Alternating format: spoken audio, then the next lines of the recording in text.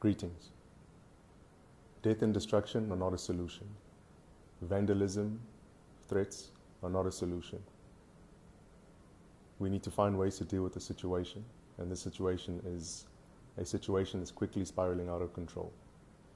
Now, to start with, I do not form part of any social media platforms. I am not on Twitter. I'm not on Instagram. I'm not on Facebook, and all those other platforms that exist. I have not made any inflammatory, any divisive, and any inciting statements, now or ever. I'm about peace. I'm about solutions. I'm about unity. And the only way that we're going to get through this problem we have at hand is by unifying. Now, we can't have a situation where we're spreading false information. We're spreading information that is true, that is out there, and further flaming the flames of disparity and desperation. We have people that have been looting, and just to touch upon that point, they're being called looters, criminals, hooligans. Now, the reason why that is a problem is that further fans the flames purely because these are people that are desperate. Am I condoning their behavior? Am I condoning the behavior of mass destruction? Most definitely not. But we need to understand the root cause of these problems. And part of the problem is poverty. Part of the problem is unemployment. Part of the problem is inequality. Now, leaving all the politics aside, let's deal with the situation with reality in mind.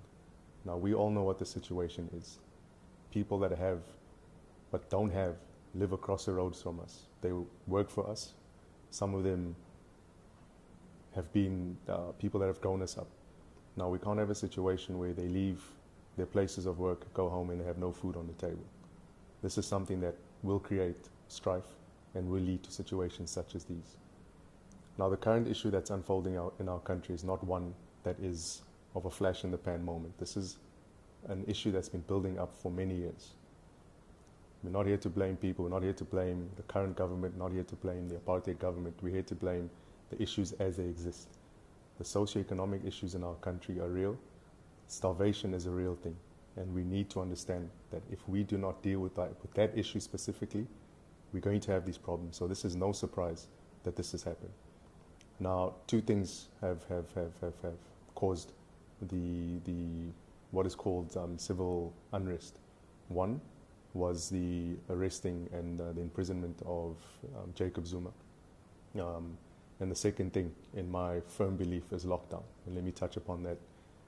Now, I feel, and this is my fundamental right as someone that is a family member to the gentleman that's been locked up. I feel that his imprisonment was unjust and unfair, and I stand by him, and I've been calling, and I continue to call for the releasing of Jacob Zuma.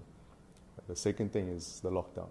Now, if we think we're going to continue with the lockdown and this situation is going to be brought under control, that's not going to happen.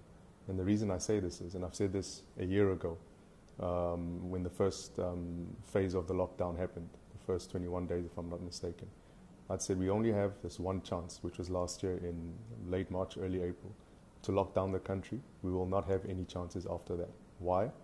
We have a set of unique circumstances in South Africa, socioeconomic circumstances, that put people in a position where they're not able to fend for themselves. Now, if we come and we lock people down further and say, guys, you guys haven't been earning for a while. As a matter of fact, the ones that have sit at home indefinitely. What do we expect to happen? There's certain choices that we've made that have brought us to this position that we're in today. There's certain decisions that have been made and certain decisions that haven't been made that have brought us to this point. Now, it's not going to help us pointing fingers and creating issues that will divide us. We need to pull together. The issues of inequality, the issues of poverty, the issues of unemployment are obviously a real issue. This is what's playing out in the public domain. And the bigger issues that will follow as they latch on to these root issues, and we're seeing it happening, the issues of tribalism that have existed in our country, where there's been black on black hate. There's issues of racism that have popped up, and we see it always transpiring whenever there's some sort of unrest in the country. It'll always boil down to black hate, white hate, Indian hate, and colored hate, and whoever else is in the system. And the one issue that if we do not keep an eye on is where we'll be heading to if we do not sort the situation out immediately, is the issue of xenophobia. The issue of xenophobia is one that's going to drive us further into a point where it'll be difficult to reverse the gains that we've attained to this point. So what I'm saying and what people should be saying is, how do we deal with these issues as a society? Government is one side. What government does is what government is going to do. What they haven't done is what they're not going to do. We need to decide amongst ourselves if we're working together and if we're going to make the situation a much easier, smoother transition into a point where we get back on our feet. Us arming up and creating militia groups to protect ourselves and our families, that's our fundamental right to defend ourselves. There's absolutely nothing wrong with that. The problem comes in when there's a complete disregard for the law and people are just killed in an unacceptable manner. You know, yes, you've got people rioting. Yes, you've got people that are scaling walls and attacking institutions, businesses, warehouses. It's completely unacceptable. But if we have the situation where there's groupings that are armed, if we have a situation where we have a police force that's been deployed on the streets and they prove to be ineffective because they're overwhelmed, if we have the South African National Defence Force that's put down on the ground, something's going to give. And bear in mind, we are one massacre away, just one massacre away from a complete spiraling out of control of the situation. So for the people that are armed and are defending themselves, please do so responsibly and please do so carefully. And similarly, for the people that are protesting and looting, please do so carefully and please do so responsibly, because you cannot hold people responsible for defending what they love. So that's just a point that I wanted to raise. So unless we start off by dealing with the issues that seem to be the problem, which is the imprisonment of Jacob Zuma, number one, and number two, the lockdown, in my belief, that's causing these issues, we are not starting in resolving these problems. Why? Because the lockdown is of people sitting at home. You've got idle minds. You've got people that are full of energy. You've got people that are upset. You've got people that are hungry with no options. As a matter of fact, it's not only going to be an issue that's systemic, that exists only in the townships, in the rural areas, and in the informal settlements, like we all believe for some magical reason. That problem is now persisting. It's now existing in our suburbs. So people that used to be well off are now not as well off due to the conditions that the lockdown has created. Not being able to earn, now we're all going to find ourselves in a situation where down the line we will be part of the unruly mob that's out there trying to feed our families. Let us not get to that point. So with that being said, I think we all need to take responsibility, all of us, for where we're at right now. And we all need to be a part of the solution. Talking, finger pointing is not going to help. We need to start making decisions, and we need to start making them now. If we think we are not going to feed the poor people that are busy ransacking the economy, then we're not getting off to a start. So we need to find ways. If we have a military that's deployed, let's not make the military antagonistic to the population and vice versa. Let's create a situation where the military is part of the solution. People need to be fed.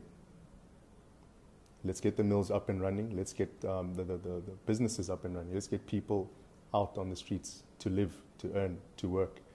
Let's get the manufacturing plants of operation. Let's get the food making facilities up and running, whether it's bakeries, sugar mills, maize meal manufacturers, non-perishable goods, tin stuff and that sort of stuff. We need to get food to the people, because if we are not dealing with that issue of feeding people first, we can't expect them to sit at home when we tell them, guys, go sit at home when they've got nothing at home. But once again, it's inexcusable that they are destroying property. It's inexcusable that there's loss of life. That's not what we stand for. So people, it's time for us to make some serious decisions. It's the finger pointing and then the blame game will never help. Taking up arms and creating mini revolutions in whichever direction, that's not going to help. We have a country to protect. We have a country to build. It's all our responsibility, from the communities that we live in and the neighborhoods that we are part of. How do we get to a level of calm where we are all benefiting from how this country moves forward? Because if we keep ignoring the issue of poverty in this country, what is happening now will continue to happen. It may die down for some or other reason, but it will pop back up again because it's an issue that is uncontrollable. You cannot tell a hungry man or woman not to fend for their families. That goes for all of us. So let's be careful what we do. Let's be careful how we proceed. Let's make the right decisions. Let's make the right calls. Let's stop blaming each other. We're all in this together. We are all losing. It's not just one grouping of people losing. Let's band together and let's make this thing work. I feel like this is an opportunity for us all to be part of what South Africa should be, and not what people are telling us it should be, and not what people are driving it to. So this has got nothing to do with politics. It's got nothing to do with politicking. This is a reality on the ground. If these things don't happen, we should not be surprised of the outcome. That's as simple as it is. I think we all need to be responsible and take responsibility for the situation we're in. Because for a long time we've turned a blind eye, that's all of us, to the poverty in this country. Handing out food parcels as a temporary solution. Giving people food and blankets during winter is a temporary solution. How do we get to a point where we have kitchens up and running that people do not go to bed hungry? That's what we should be looking at. And now is the time to start putting up those government kitchens, if it may be so, where people do not have an issue with starvation.